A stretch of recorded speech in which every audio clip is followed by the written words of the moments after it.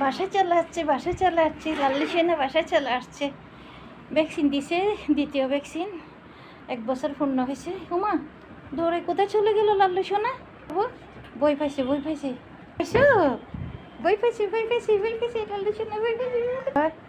কর বাসায় চলে আসছ? কি কি হয়েছে যে বাবা?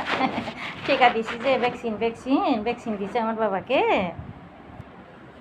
উঠো উপরে উঠো, উপরে উঠো, হ্যাঁ বসো বসো বসো বসো, উপরে বসো, বসো না, ঘুমা যাও ঘুমা যাও।